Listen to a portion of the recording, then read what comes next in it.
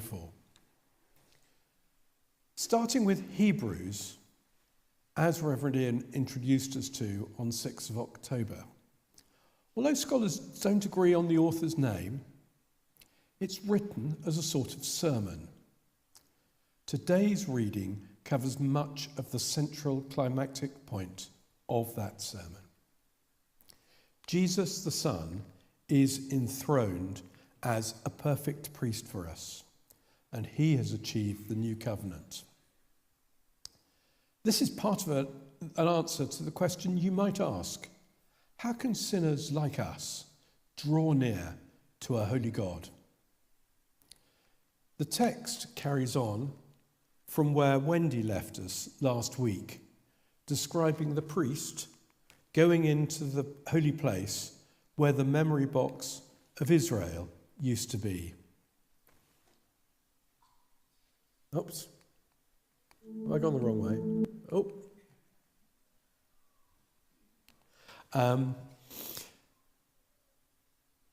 Let's look at the text. Christ's sacrifice once for all.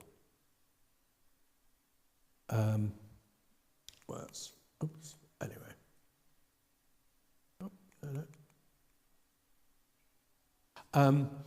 For since the law has but a shadow of the good things to come, instead of the true form of these realities, it can never, by the same sacrifices that are continually offered each year,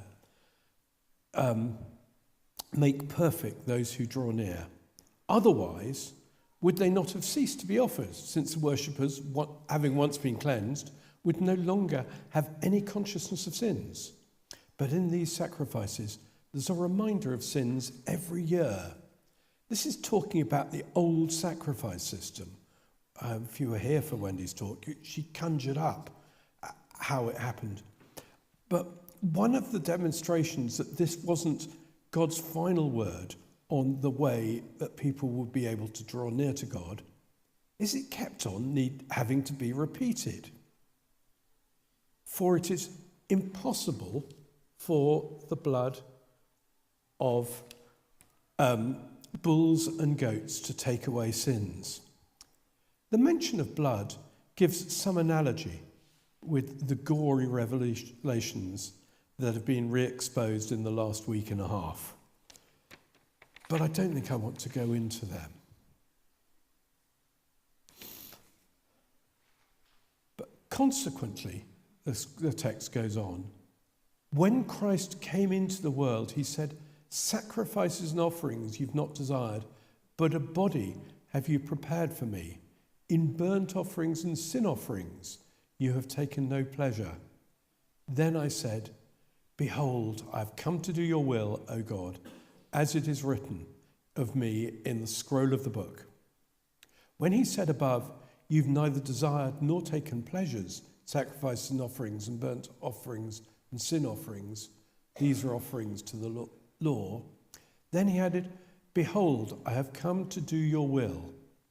He does away with the first order to establish the second, and by that will we have been sanctified through the offering of the body of Jesus Christ once for all. What we've got here is another quotation from Psalm 110, which is also the psalm that includes the priest king Melchizedek that Ken liked as a king's name when he gave his talk on the 20th of October from chapter 5 of Hebrews. God's ultimate plan has always been for an obedient king who will sanctify, that means make us holy, make it possible for us to approach God, once for all. Jesus came from the line of Judah. We know he's descended from David, who's descended from Judah. And that qualifies him to be a king, because when the first sons of Israel were being given blessings, a blessing there was given saying that the kings will come from Judah. But the priests came from the tribe of Levi. The only way that Jesus could become a priest king is if his priestliness didn't require him to be a descendant of Levi, because there's no one who's both descended from Levi and descended from Judah. But Melchizedek was before Abraham. He was the king of Salem, which is where Jerusalem now is. And he acted both as a king of Salem and a priest, taking Abraham's offerings. So Jesus is that sort of thing. And every priest stands daily at his service, offering repeatedly the same sacrifices which can never take away sins. But when Christ has offered for all time a single sacrifice for sins, he sat down at the right hand of God, waiting from that time until his enemies shall be made a footstool for his feet. For by a single offering he has perfected for all time those who are being sanctified. We now see the writer of Hebrews doing more of his preaching of a sermon, using Psalm 110 as his main text. He picks up the phrase, he sat down at the right hand of God. Jesus being seated means he's done what he needed to do. He's perfectly perfected the plan of an obedient king who will sanctify, make us holy once for all. We do not have to repeat this. There's no need for followers of Jesus to shed blood as any sort of sacrifice. There's no need to repeat it. So we can draw near confident of forgiveness. And we get this confidence. We don't need to doubt that we have this because we know that Jesus did the work. A few clicks from one slide to the next. And I promised Ken, because it's been a tough week for him as a church warden and as a safeguarding officer, to think about how we will cope with the sermon. I promised him there would be something light in this sermon. And what we have light is lettuce sandwiches. If you've got your Bibles open and you look, you'll see there are 3 phrases that begin with let us that come up. And it's a marvellous pun that let us is like the leafy salad vegetable we have, lettuce. So I've got many types of lettuce here. I went over the top in trying to experiment with what sort of lettuce you might have. It could be a craft activity or an eating activity later, with all ages of the family.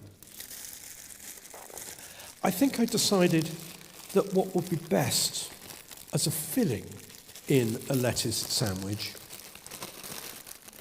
would be hummus. I've got some here because it's got a bit of protein.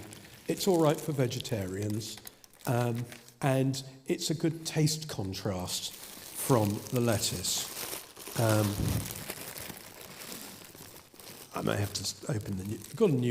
I've got a new hummus here. I have done this before. It is safe. Open the hummus. Take a piece of lettuce. Put on the first covering. What's the first covering of the lettuce? Faith. Then we put on another leaf of lettuce. And we put on the second covering. And the second covering is hope. And then we have a final piece of lettuce. And the covering for the final piece of lettuce is the most important of all, love. Here we have a lettuce sandwich, full of protein, full of goodness, a bit of light relief for Ken when he was worried about all of the grimness of Safeguarding Sunday. And very tasty, really.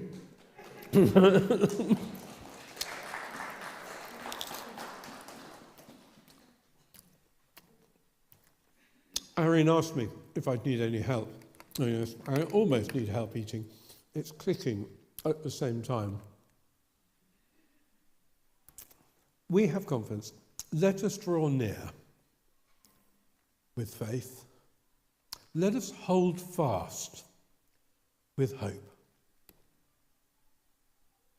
Let us consider love. And what should this love do for us? How should it show itself? We should spur one another on to love. We shouldn't give up meeting together. And we should encourage one another. I had a bit of time thinking, what has this passage really been wanting to say to us this morning? And after prayer, the words that have come, Jesus has done what is needed. That's what his kingly priesthood is about. So that we, that's all of us, can have God's interdependent love. We're not just solitary Christians, but we are Christians who are called to love each other. That's why we need safeguarding and to be safe. Lettuce sandwich to remember. Thank you, Peter, for that inimitable sermon. Who's to say men can't multitask? He was talking,